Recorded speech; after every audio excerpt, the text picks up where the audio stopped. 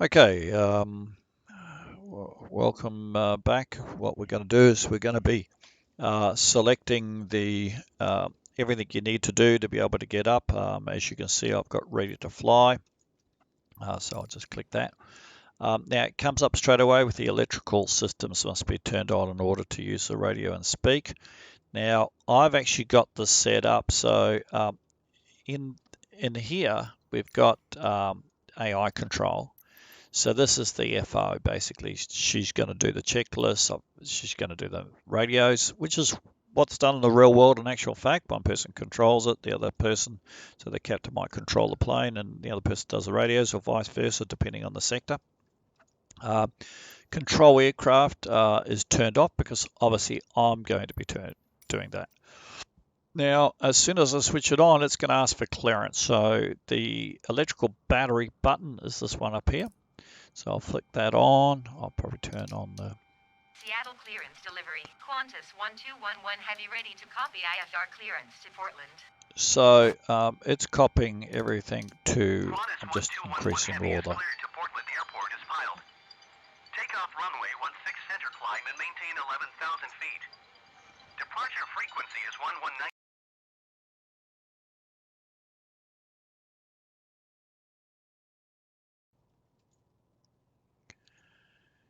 So, yep, nothing like getting interrupted by should have had my cell phone off in the cockpit, yeah. So, what we'll do is I'll just reiterate a couple of things there. So, I've going to be switching on the anti-ice. And the anti-ice, I'll be putting the beaker on the nav, the logo, because it's getting fairly late in the day. I've changed some of the illuminations. You can do the dome, etc., just to see where everything is. You might douse that at night flights and stuff just to keep it so visually you can look outside and it's not too much difference in brightness to inside. I'm setting the speed of the plane to 220. Now, obviously this is the speed, this is the heading, and this is the altitude. You'll be selecting auto throttle. I'll just switch on the flight director. So some airports have noise abatement at different speeds. I think Portland is 210 knots from memory is a maximum. So I've got mine at 220 now. You don't put it at 250 or 280, and the reason being, of course, you're going to have flaps down. I'm going to have 15 degrees of flaps, and so on the tapes here, these are called tapes. So you've got a speed tape and you've got an altitude tapes. And so what happens is the caution indicators come down if you've got the flaps, so you don't actually have the speed higher than what the caution indicator is. And the reason being, of course, is that you don't want to overstress the aeroplane and have a crash. Now, ironically, there was something on the runway, I don't know what it was, but there's been some fault on the center runway here on this Microsoft that they're just going to have to add to. So I've actually got, I've had to do this again. So I'm just going to select the correct taxiway this time. I don't know what, this might happen a second time, in which case I'll probably put it in the video just to show you at the end of what happened. I'll put the seatbelt sign on. You're not going to be putting some of the lights on, but it's probably it's not dark enough, but you obviously don't want to blind the tug operator. So normally you wouldn't do that until they've vacated the front of the plane, and then before you can turn it on if it's a night flight. So the other thing I want to be able to show you was a couple of things around here. Obviously there's an LCD screen, so the FO one is just by default shows the whole screen up here. It doesn't just show the engines, etc. It shows the whole screen, so it's easier to, and it's magnified, so therefore visually on things like approaches for your heading and everything, it's a lot easier to look at things magnified sometimes. And of course you can change the this particular magnification through the range button, which is in here. It's either left or right, just using the mouse wheel up and down. You can just select that yourself. It's the same for all these, so it's left and right on your mouse wheel. You can operate the FOs one if you want to, and select and change it to whatever you need. radios and everything. Now it's because we selected everything in the Microsoft program and put all the headings in. What it does do is it puts it all into FMC. So you don't have to manually enter every single waypoint. I'm going to say, I think there's other videos there that actually show that. What I am going to do is now show you need to put in your initial references. For example, the position, we are at KSEA, so it's just K, then the SEA, and then pop that in there. As you can see, it comes up with the actual position. And what I do is I'll copy that by just selecting that button on the right, and then hitting that, and it puts it into set the IRS position. So what that does is it just tells the computer, hey, this is where we are. You can put the gate, etc. in if you need to, but it's not necessary. If we head back to index, we then will go to takeoff. And on takeoff, we need to know what the flaps are going to be, and this we'll be putting at 15 degrees. There goes the flaps. And after you do that, you just hit V1 and the V rotate and then V2. Now, some videos they'll tell you to put this V2 in, which is the maximum speed you'll need to. You'll gain enough positive rate. Look, in reality, you're probably going to be higher than that anyway, so that's why I'm putting mine at 220 or 210 or something or other, and let the auto throttle after you kick that in, which is this button here. This is independent of the autopilot, by the way. The autopilot is going to control these. So the auto throttles this one here, because independently you're going to be altering the aircraft's attitude, direction, because you will need to manually fly it when you're leaving an airport, and also coming in, just before, sometimes you can have automatic computerized landings depending on the weather, etc., for instrument landing systems. But yeah, so you'll be hitting this auto throttle button, so once it gets to 220, it's going to cut back on the speed automatically for me. Okay, so those are the things you need to. You can go to the legs button. As you can see, it's all been put into the flight management computer. Now it's telling me it's going to go to 39,000 feet, and between here to Portland, there's no way you're going to get to 39,000 feet. So I'll probably ask for a 10,000 reduction in altitude to 29,000 feet on the trip, and that's probably going to be enough. In fact, probably 19,000 feet. It looks like the weather's probably a little iffy, but it's probably, I'm not sure of the cloud tops and stuff, but we'll see that as we get up. Now the next thing is the tugs. Now sometimes when you actually set off on the tugs, the tug won't be in a position, and I'm pretty sure this is it here, where the tug, where you select the particular your spot to be able to your gate that you're coming off from. You're probably not going to, and there's a plane coming at the back of me anyway, you're probably not going to be able to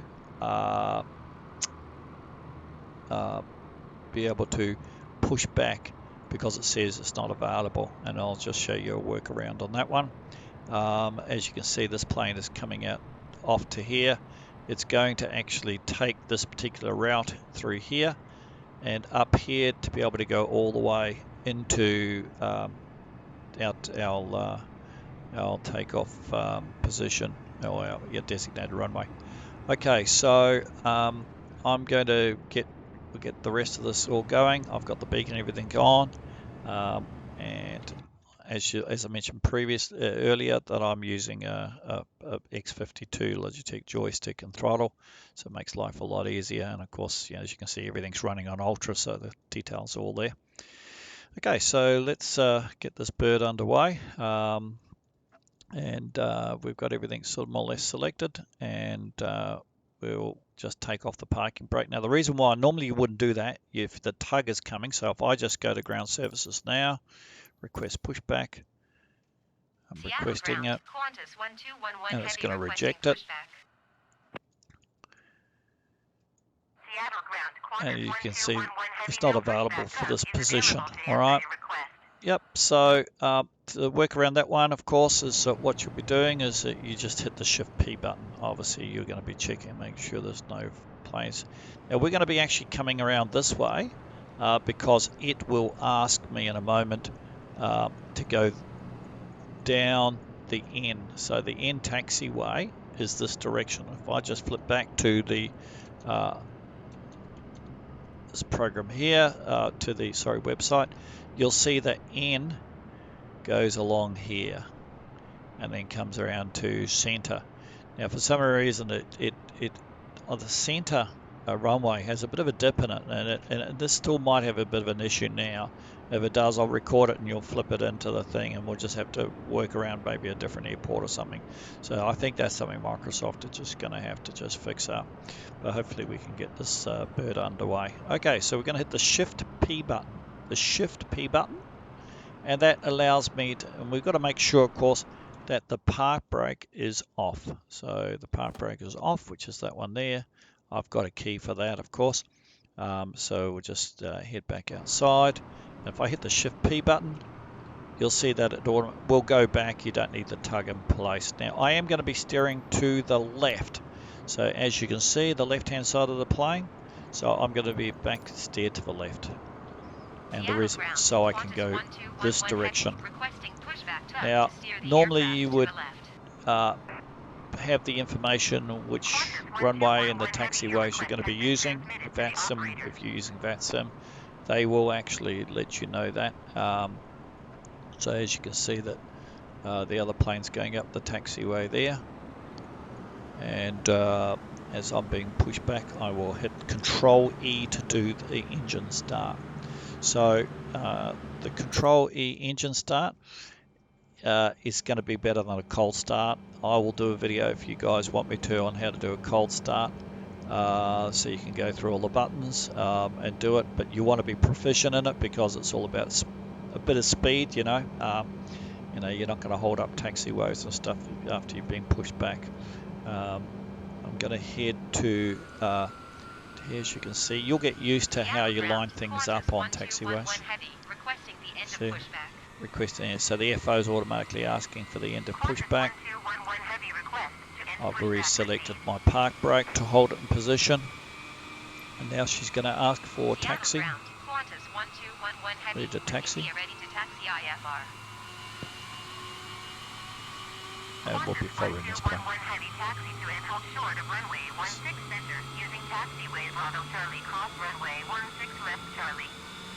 Bravo Charlie. So it's asking. Okay, so the previous one asked me to go this way, and now this one is going the opposite way. So Bravo Charlie.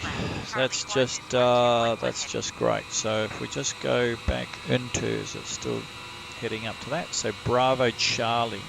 So there's Bravo, and there's Charlie. So it's asking me to do that. So that's what we're going to have to do. So I'm going to have to flip around.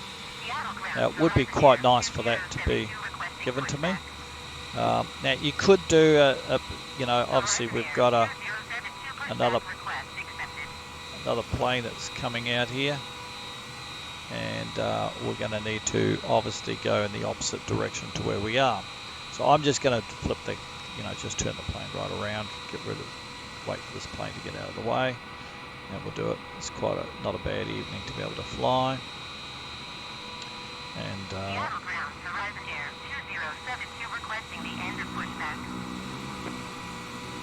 so the other plane's got the engine starting up, which is just great.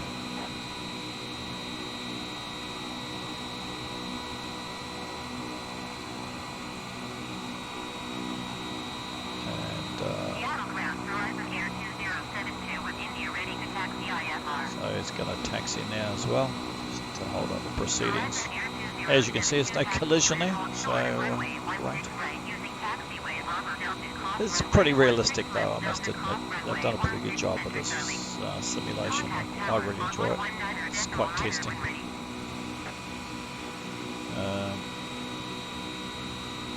Okay, so there's the other plane turning around. Taxiing hold short runway 16 right using taxiway Bravo Delta cross runway 16 left Delta cross runway 16 way. It's also so this one here is going to be So let's go to 16 right, which is over here. There's 16 left, 16 center, 16 right. And it's heading down Bravo Delta across runway 16. So left. And then continue on D and then cross runway 16 center. C, and then as you can see, it's certainly going on its way.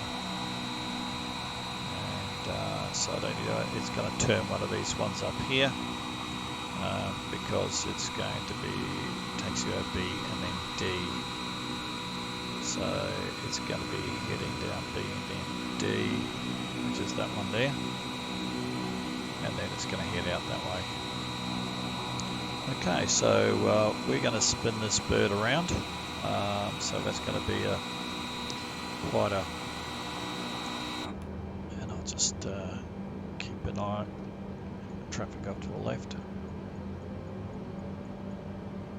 I've already turned off. Now, one of the things that people are having problems with is a very sharp turn the plane.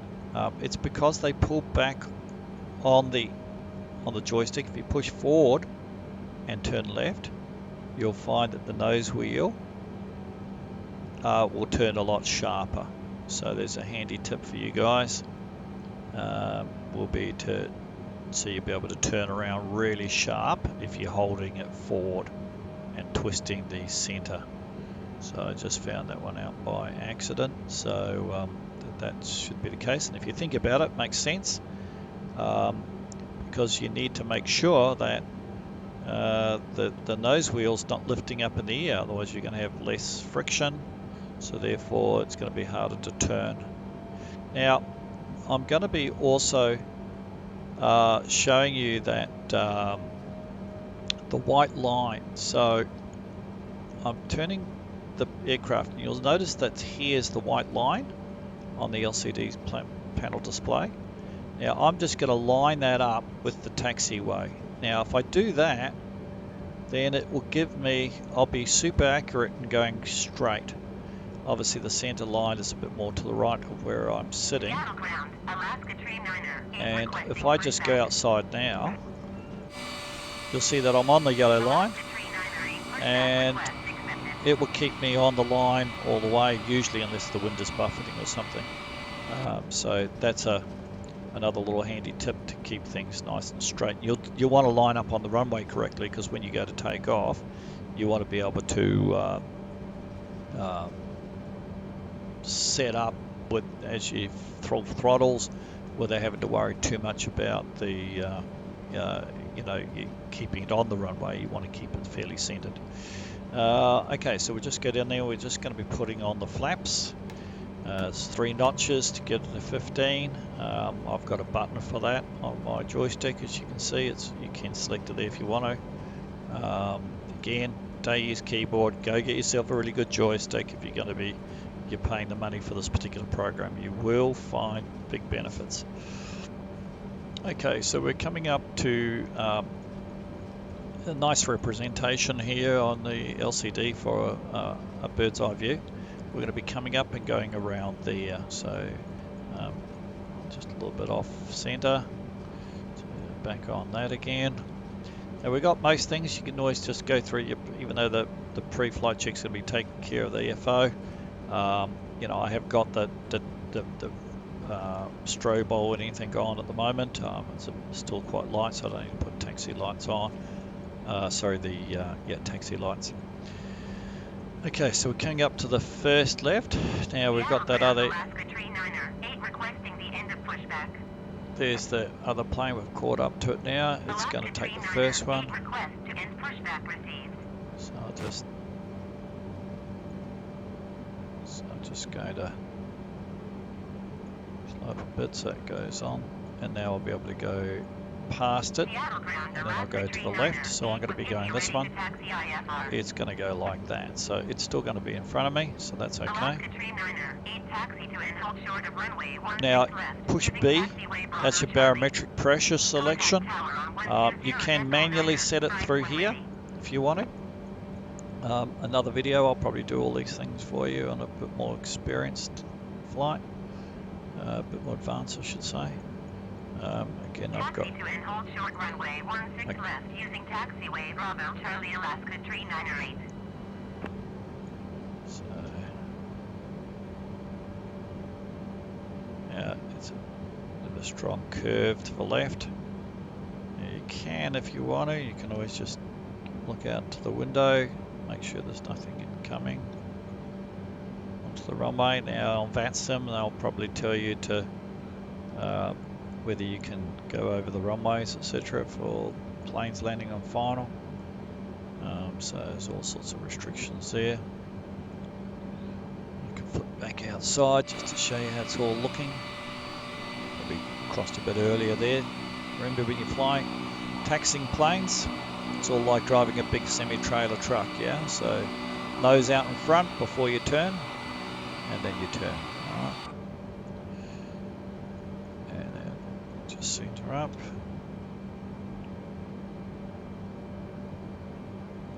You don't want to stuff around on the end of a runway, so just keep moving.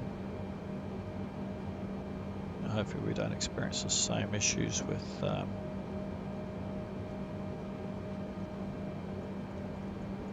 okay, so there's a plane landing on the 16 right.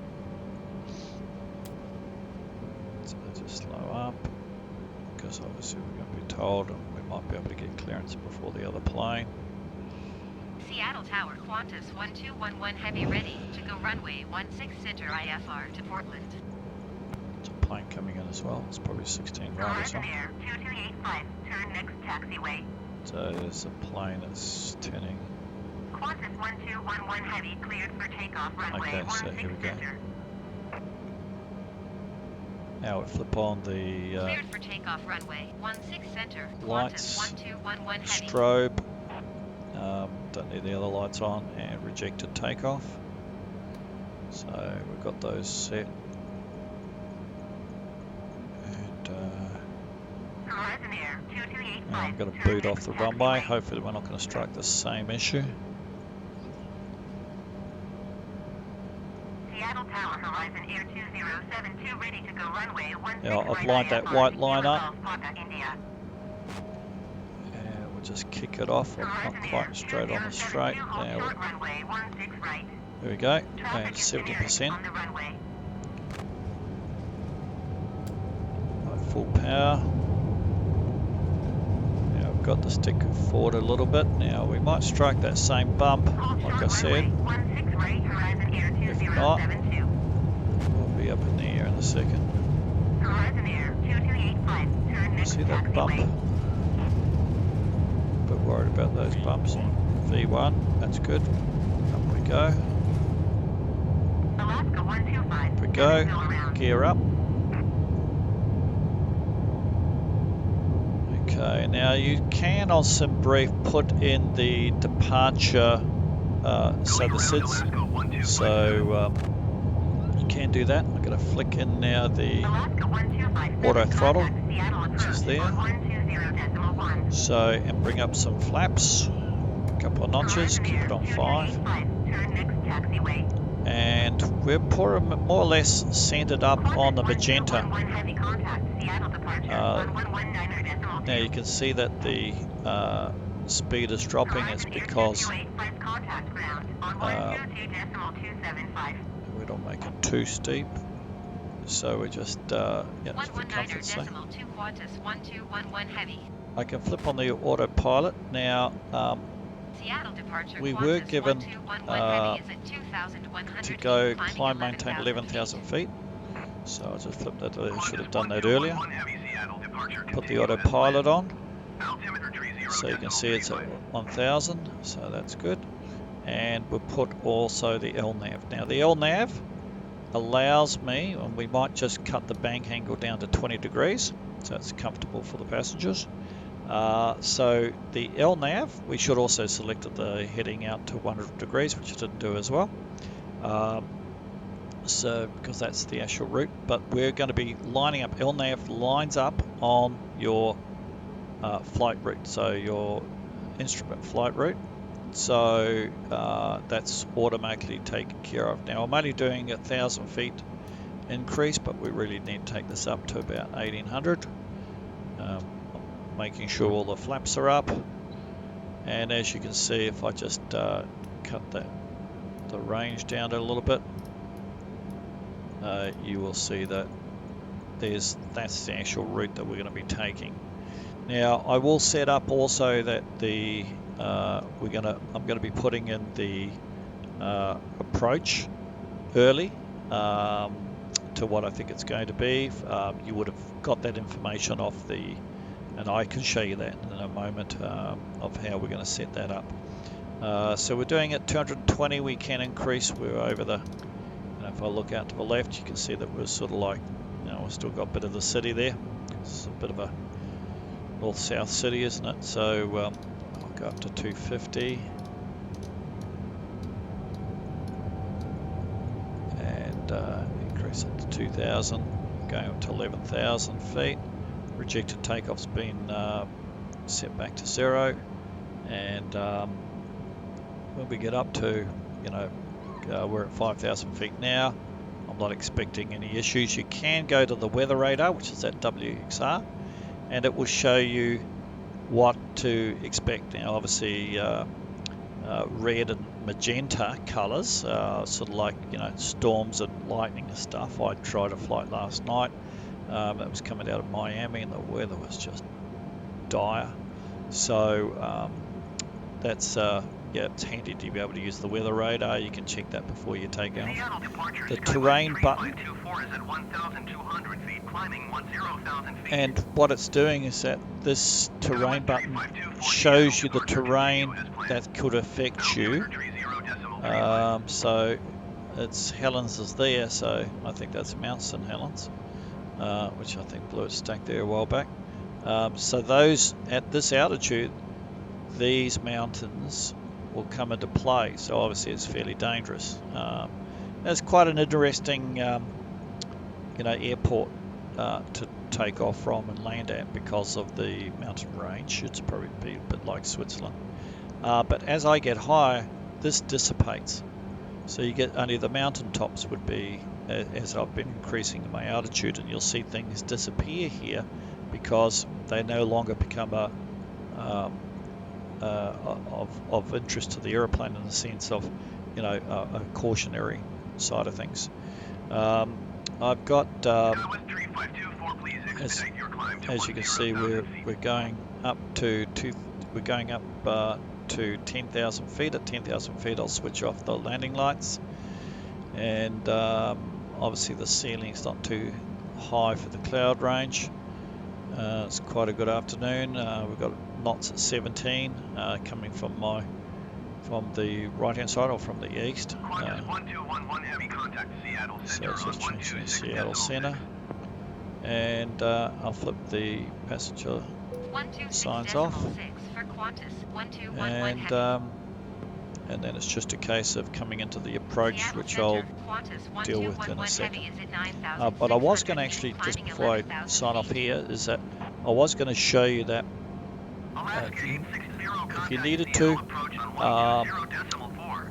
you can, as I've showed you previously, you can actually change your layers here for weather, your weather radars, etc. But yeah, you can actually just, if you need to find out where we're going to, which is, okay, so it's, okay, so it's just giving you the barometric pressure. Now, as you can see, it says here the KPDX, and then it's got a bunch of numbers, and the next set of numbers is 12010 KT. So it's 10 knots at 120 degrees. So that's where the wind. So this is where I can think about which runway it's going to actually come to when I'm. So if I go, so at 120. So the runway, if you go actually to the departure arrival and go to the arrival button. If you haven't done some homework on this already, we're probably going to be using 10 left or 10 right iOS. because that's the closest to 120. That's 10 is 100 degrees, so the 120 degrees is where the wind's coming from. So we're going to be using one of these. So I think at Portland, 10 right will be, it will be, I think, the closest to the, 10 left might be the closest to the, it probably doesn't matter. I think Portland's on both sides of the, so we can just flip back actually. Go to Portland and bring up the airport diagram. And there they are, it's on either side. So here's the main terminal. So there's your 10 right and 10 left, so it's not going to make too much difference. It's probably going to select the longer of the two runways. To do that, yeah, so it's 9-8, it's 11, so it's probably going to be 10 right, we'll see. Heavy, please expedite your climb to flight level 220. Okay, 220.